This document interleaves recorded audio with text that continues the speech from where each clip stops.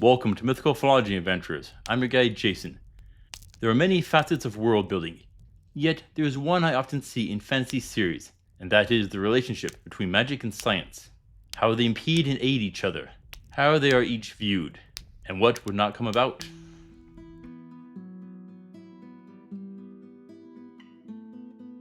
Where to begin? That title wasn't just me being indecisive. That is really the first question to understanding the relationship between science and magic. When do mortals first gain access to magic? What are the first discoveries and inventions? Well, we can actually answer some of that last one. Fire, the wheel, carving, and clothing made from pelts are amongst the first discoveries of humans. Stone tools are believed to have come about 2.6 million years ago. But what about magic? That is going to be the issue. How do humans discover magic? Is it taught to them by gods and other races? And this sadly will depend on the series. But I don't have to give you a cop-out here. When you begin teaching someone, where do you begin? You don't start with the most complicated concepts. Nope, you begin at the simplest topics. We can assume that if a race is willing to teach humans, they'll likely begin with the fundamentals. And I'd be willing to bet that means rather than teach magic first, they would do fire and carving. From there, things like agriculture and pottery comes up. It would make sense that before humans could learn the fundamentals of magic, they would need the tools of civilization. After that, the advancement of technology is a bit more complicated. To further this debate, we need to look at the differences of magic and science, and how much of this will come down to the different series in world building. Generally though, there are two paths which I have noticed. One where magic and science are separate things, and the other where they do connect and share fundamental principles. If it is the former, advancing one will not influence the other. This means that they'll each be independent fields of study. I'm not saying that they are like biology and astrology. The truth is, both of those share ties through chemistry and physics.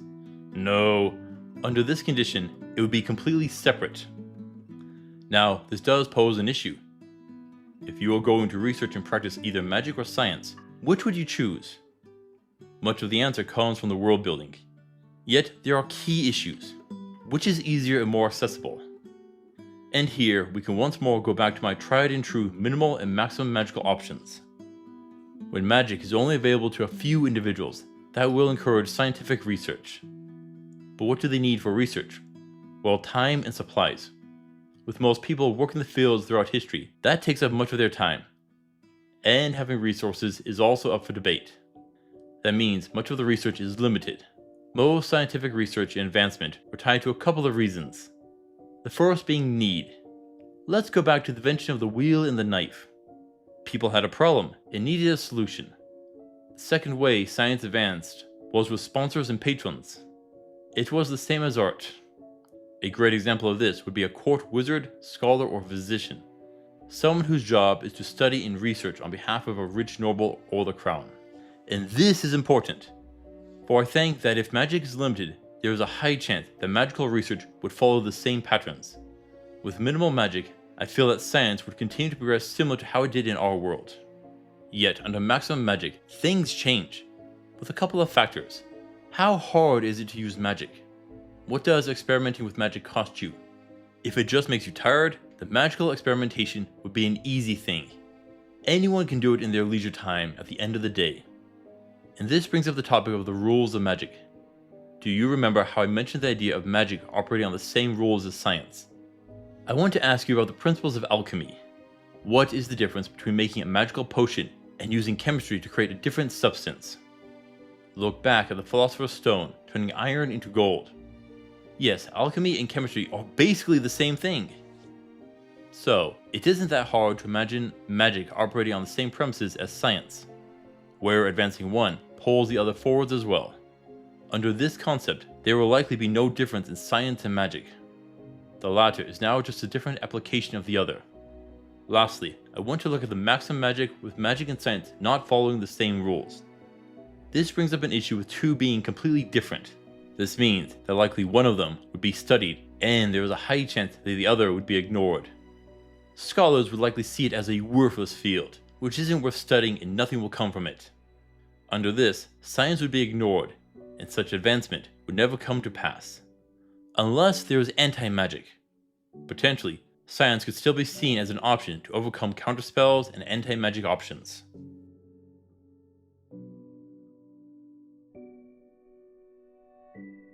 Now I want to ask you a question. Do you know what led to the invention of fiber optic cables? Well, it is made from sand, but prior to that, communication cables were made using other metals. The switch was spurred forth with limitations of those metals. And this brings up the issue I want to look at next. What wouldn't be discovered if both magic and science existed? I can't argue about what would be discovered, for I am not that smart to be honest. And how would I figure out something using a premise which is unknown in our reality? Now, this will be a lot of speculation. I'm going to try and avoid the blanket solution of magic can do anything, though.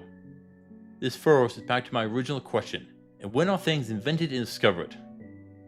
The first is gunpowder, and with it, firearms.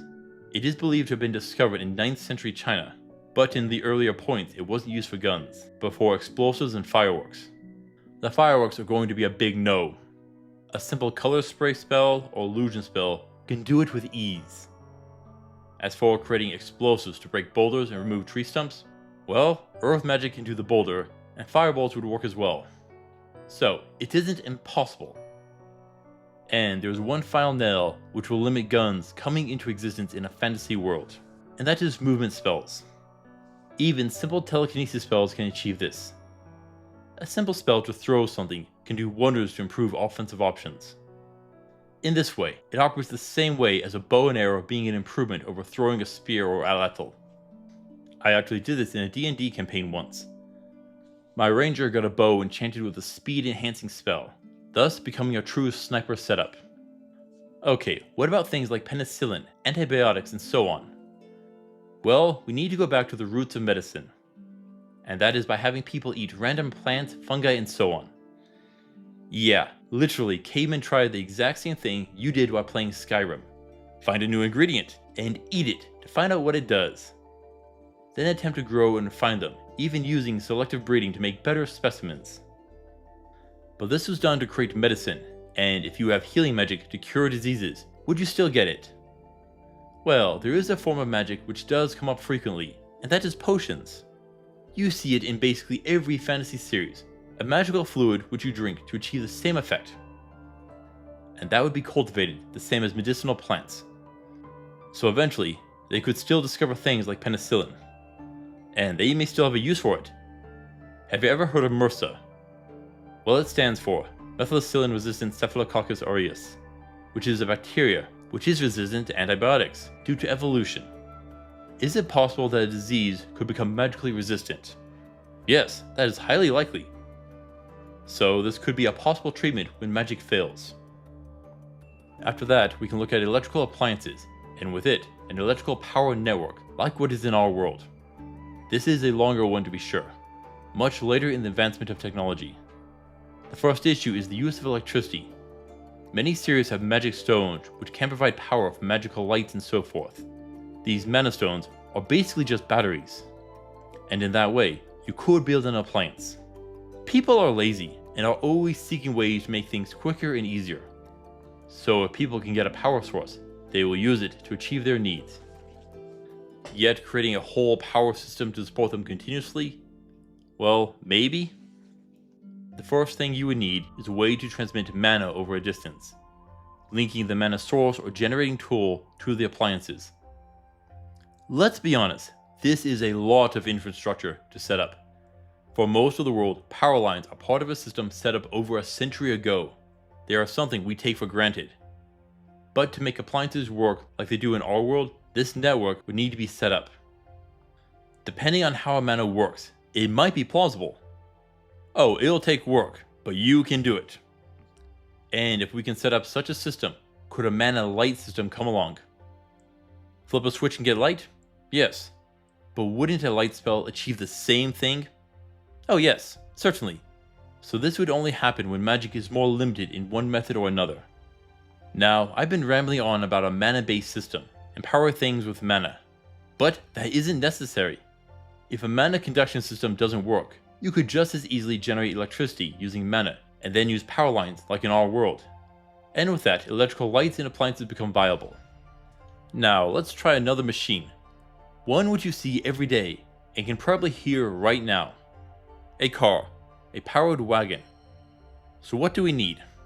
A movement spell or telekinesis attached to a wagon. That is actually pretty simple. Okay, not when we try and get the mechanisms to steer and handle terrain. But yeah, it is possible. And from there, we can create boats and airplanes by expanding the spells and structures. Now, would this mean that their airplanes would look the same as ours? Well, you could try making a plane with a different shape, but that would be less energy efficient. So eventually, I think they would also settle on the same plane design. But here's the question. Would they not eventually be able to achieve spaceflight using a flight spell? Well, yes. They would just need to fly high enough to reach space. But then they would need to figure out the oxygen, pressure, and temperature. But they should be able to do it. There definitely would be some implications on the advancement of technology when you mix science and magic together. Potentially, a magical world could advance faster than our world did. Thank you for watching, adventurers. Please return next time.